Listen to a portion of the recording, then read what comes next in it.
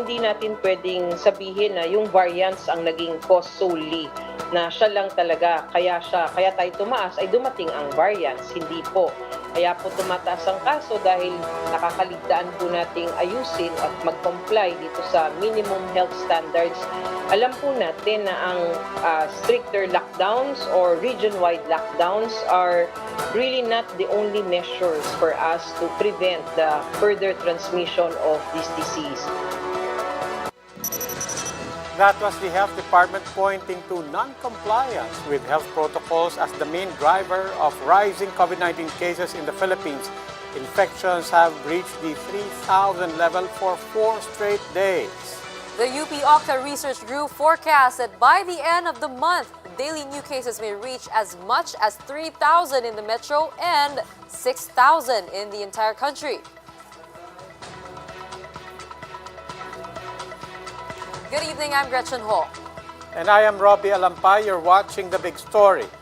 Let's start with the surge of COVID-19 cases in the country yet again, as reported by the DOH.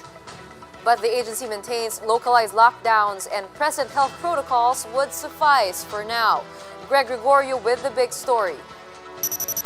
The Health Department says the rising COVID-19 cases could be addressed in many ways other than imposing a stricter lockdown. Based on the agency's data, NCR's daily cases went up to about 1,000 from as low as 300. Nationwide, the daily case count rose to 2,400 last week from 1,100 previously. According to the Octa research team, the COVID-19 reproduction rate in NCR is at 1.66 and 1.4 across the country, meaning an infected person can infect more than one individual. 4 cities are considered high-risk areas in NCR: Pasay, Makati, Malabon, and Navotas.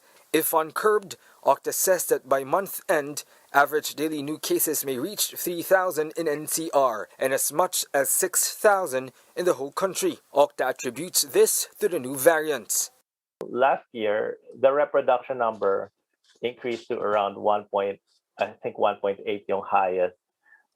It peaked at around that time, but it took a while before it got to 1.8. So kumaga ngayon, it's faster.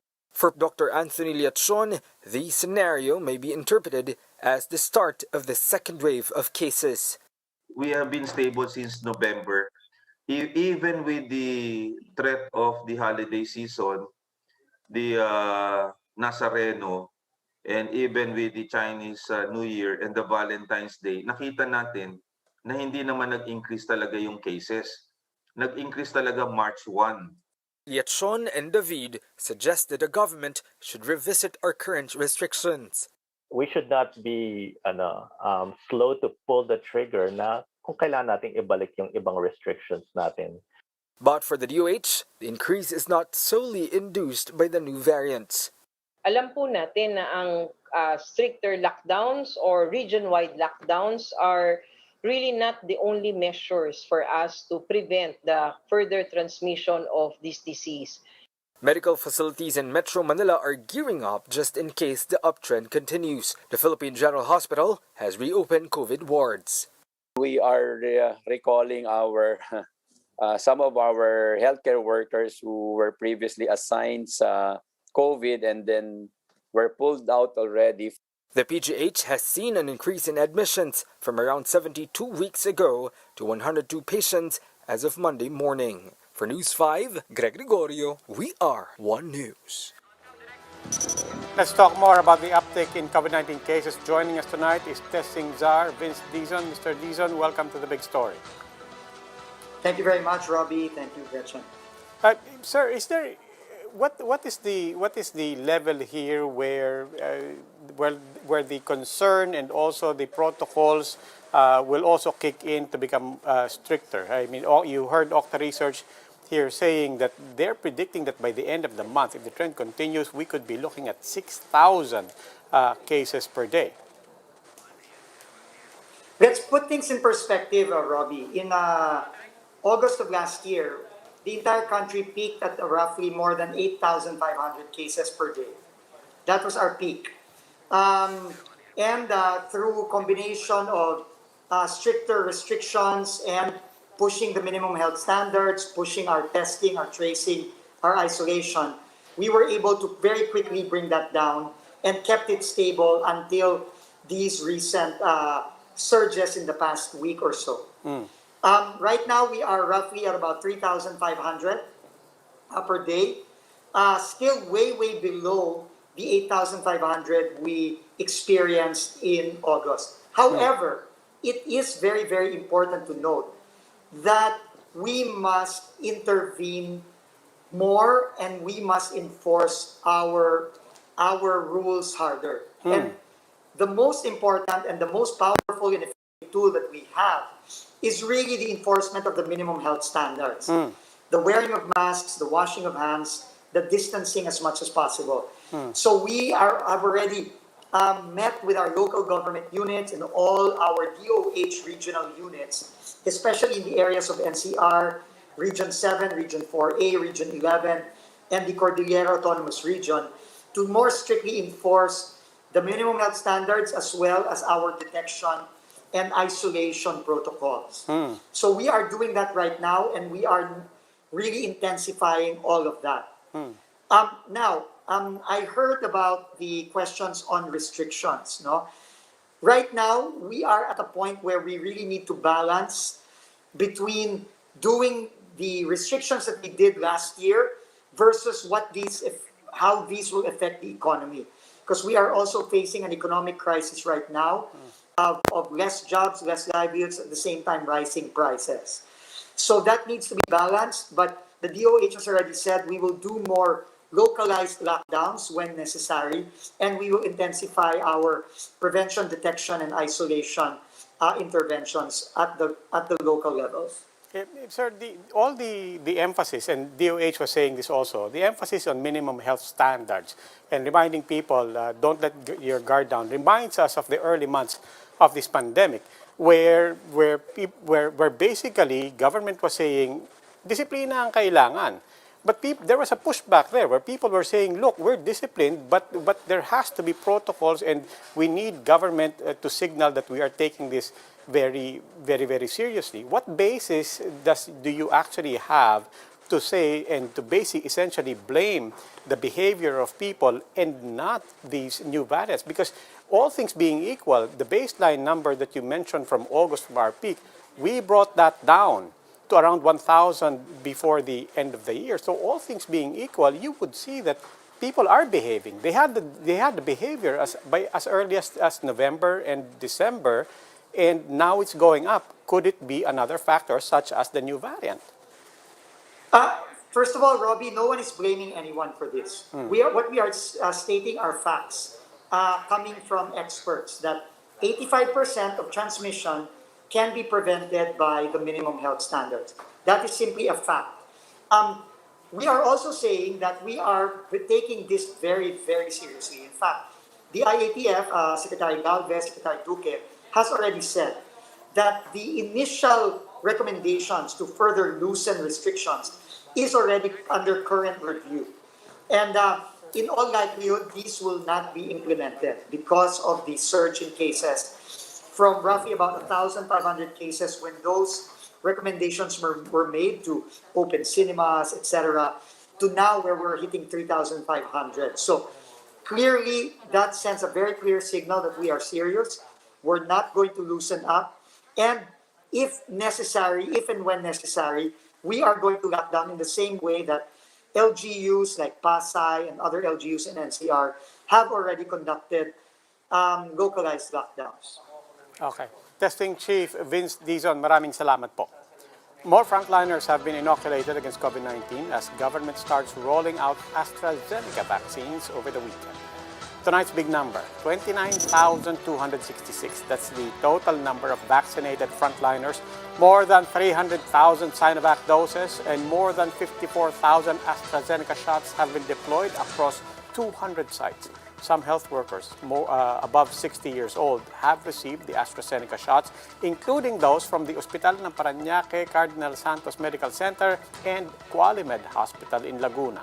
The country received more than 38,000 additional AstraZeneca shots last night, while some 13 million doses of Moderna vaccines are expected to arrive by mid-year.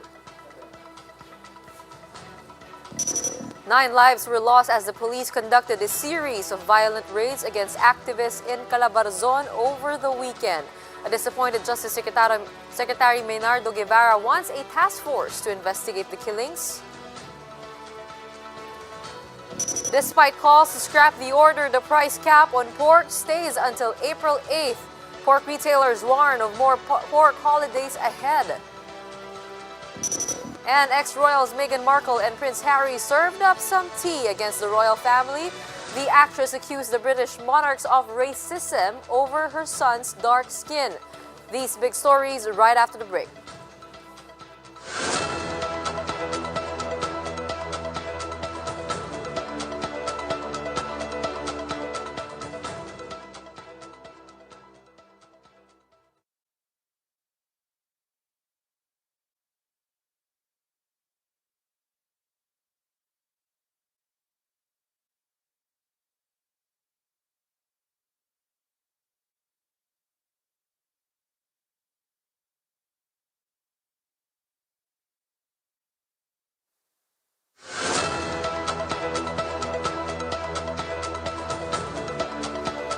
Good evening, you're still watching The Big Story. I'm Robbie Alampay. Simultaneous police operations in Calabarzon led to 9 casualties on Sunday. The Justice Department expressed disappointment over the brutal killings. Patricia Mangune with the story. Maungging na ng militar police. Pag enkwentro gani mo, magunay ka aras, patya. Patya yun. Tiwasi. Anong human rights? Ako ng sugo. Ako'y mapriso. Ako'y, why problema na?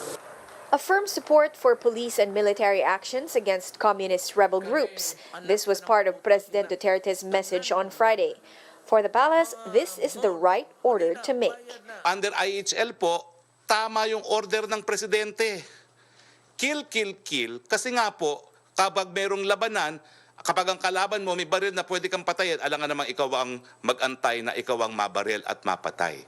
2 days after the president's pronouncements, Calabarzon police implemented simultaneous search warrants against activists in Cavite, Laguna, Batangas, and Rizal.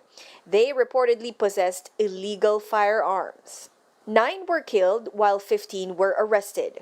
4 of those arrested and 7 of those killed have been identified to be leaders of various progressive groups. The PNP insists the operations were legitimate. It's legitimate operations because they are covered with search warrant. The group Bayan condemns the killings. They described it as a Tokhang-style execution of red-tagged activists.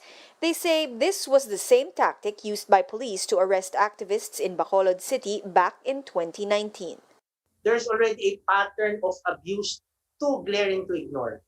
Yung pattern of abuse, they apply for a search warrant, the judge issues a search warrant anywhere in the Philippines, gagamitin yung search warrant para pasukin ang tahanan, para arestuhin ang tao, taniman ng ebidensya, o kaya sa kaso na nangyari kahapon, patayin.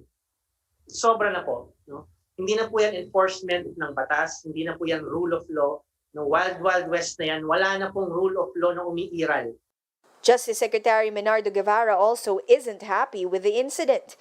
Guevara recently admitted lapses in anti-drug operations on the part of the police. He says a sit-down with security personnel is needed.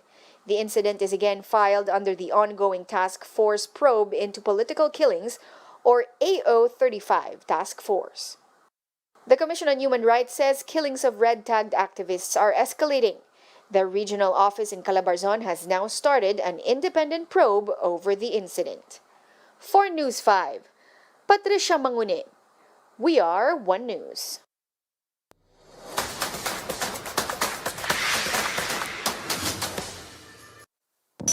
I'm Gretchen Ho, your Woman in Action. And as we celebrate International Women's Day today, we talk to Pinay Olympians who are forging their way to gender equality through sports. The story of these Filipinas in action in my report. We can wear whatever we want to wear. A strong Instagram statement from the first ever Pinay Olympic medalist, Heidelin Diaz. But despite the weightlifter's historic wins, Diaz says she is no stranger to discrimination. Nanay ko mismo nagsasabi before na, Heights, huwag ka dyan sa weightlifting, hindi ka mabubuntis. Kasi di ba pag mabubuhat ka, yung matris mo, malalaglag, gano'n. Tapos walang magkakagusto sa'yo kasi lalaki muscle mo. It took her years to overcome her body image insecurities. Na-overcome ko ito nung 2014 lang eh. Yung weightlifting is defining who I am. Ito yung pinagpaguran mo sa training eh. 6 to 9 session a week, tapos itatago mo lang. The world's current number 2 is already a shoo-in for the Tokyo Olympics this year, but she's not resting on her laurels just yet. She has been training in Malaysia for 13 months now for the Asian Championships in Uzbekistan this month. She said the qualifier will serve as her training before the Olympics. Nagkaroon ng time to prepare well sa technique ko. Nagkaroon ng time yung mga coaches ko na pag-isipan nila kung saan dapat yung mga adjustment na kailangan gawin. Apart from weightlifting, Diaz is also taking on a new endeavor. Sophomore ako ngayon Ng sa college. Piniel. So, College. ng college. Anong course mo doon? Business management. I'm planning to do weightlifting academy. But unlike Diaz, the Olympic chances of 31-year-old marathoner Mary Joy Tabal have dimmed. Qualifying races have been postponed, and she can only qualify as a wild card. Hindi nakakayanin yung mga qualifying races ko kasi since wala nang Olympics for me, I look forward to SEA Games 2021 sa December. But she's hoping to defy expectations. She hopes to become a 2-time Olympian, hopefully in the 2024 Paris Olympics. Tayo kasi, especially women, we are given like parang timeline na hanggang dyan ka lang. And then I want to also defy that na in any age or in any ways, in any culture ba or anong gender ka, you still can represent the country. In the meantime, Tabal plans to enjoy her very recent engagement with Philippine Navy officer Dan Jimenez, all while preparing for her upcoming tournaments. You just have to put your 101% dedication and know that you're not gonna win always. You keep on growing, ganon.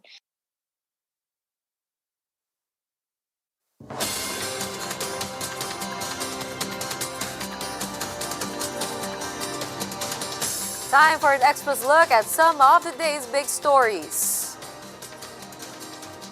Medical schools in the country have suspended the resumption of face-to-face classes. Internships and clinical clerkships requiring physical attendance after COVID-19 cases climbed in recent days. The Association of Philippine Medical Colleges said that medical students in the capital region will continue their studies at home for the time being. Medical colleges outside NCR, meanwhile, have the discretion whether to implement the same protocol as safety measure. Senate Committee on Basic Education Chairman Win Gatchalian wants a probe into reports of some parents allegedly hiring someone else to answer their children's academic modules. Gatchalian cited information from the Teachers Dignity Coalition about the so-called Sagot for Sale scheme. The senator says his committee has scheduled another hearing to assess learners' performance halfway through the school year under blended learning. Tourism Secretary Berna Romulo Puyat hopes that frontliners in the tourism sector will be included in the vaccination program. Speaking to One News Agenda, Puyat says these are workers serving in hotels turned into quarantine facilities. Puyat says the vaccine allocation for tourism frontliners will be coursed through the respective LGUs. Time for another quick break. When we return, pork retailers warn of more holidays ahead as the Agriculture Department has decided to maintain the price cap on pork until April. And some royalty spilled. Meghan Markle accuses that there was racism at Buckingham Palace. Details after the break.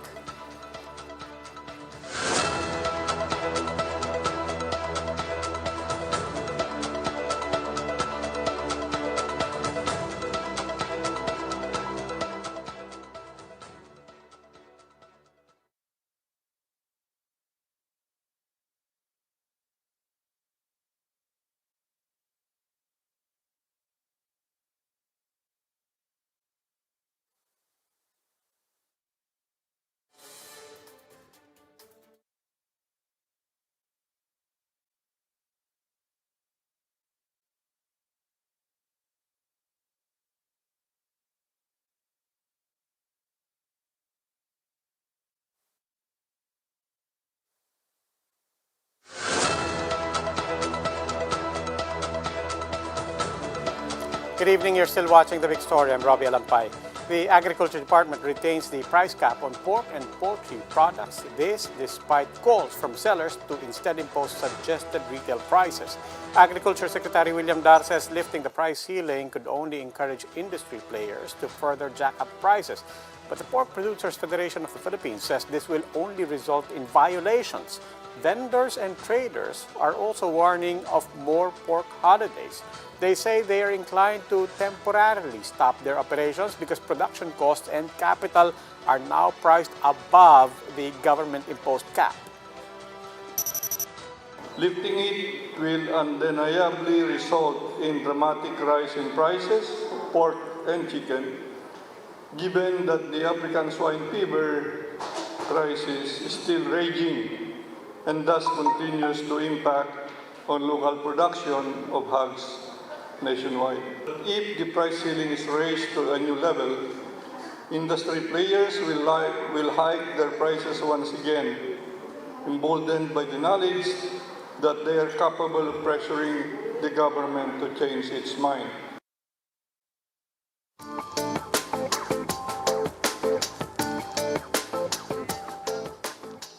Pork retailers are up in arms against the DA's move as their businesses continue to struggle.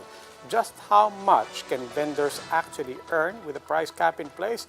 Mobile journalist Judy Baiza giving you a front seat to the story.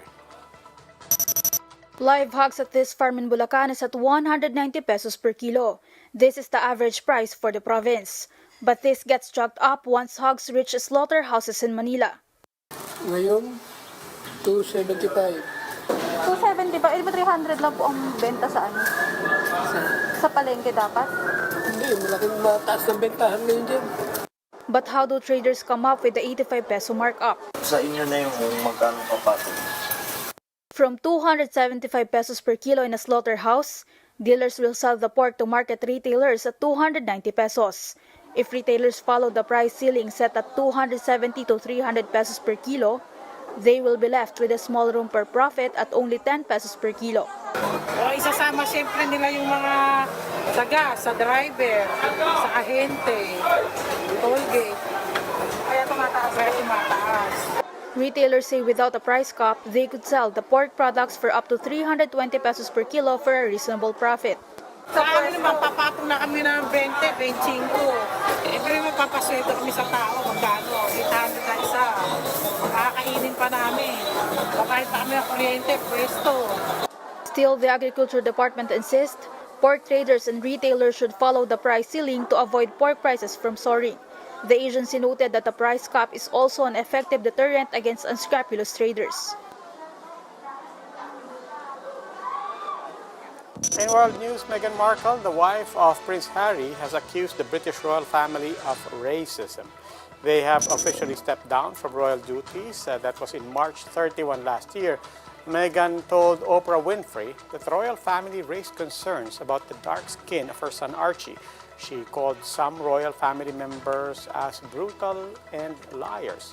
She also bared in the interview that she contemplated self-harm. They didn't want him to be a prince or a princess, not knowing what the gender would be, which would be different from protocol, and that he wasn't going to receive security, and also concerns and conversations about how dark his skin might be when he's born.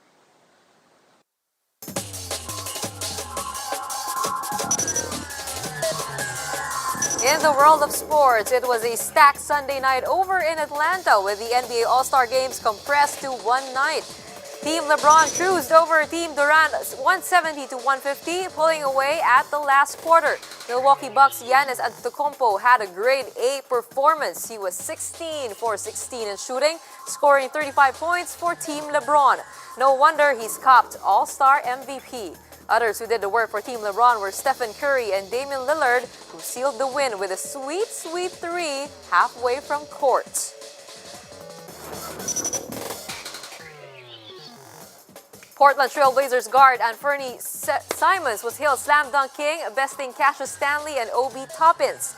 Steph Curry ruled Rainbow City, making it rain with threes and scoring 31 points to outdo Jason Tatum and Mike Conley as king of the three-point arc. As we celebrate International Women's Day, let's take a look at this Belgian woman who conquered the ring at the age of 75. Nancy van der Straten practices non-contact boxing in a bid to battle severe symptoms of Parkinson's disease. No risk of head trauma for Nancy, as non-contact boxing, of course, does not involve taking punches. But she does go to the gym thrice a week, perfecting her jabs in her golden gloves and purple kicks. You have to move, move, move. And box is the ideal to move, move, move. So we go on.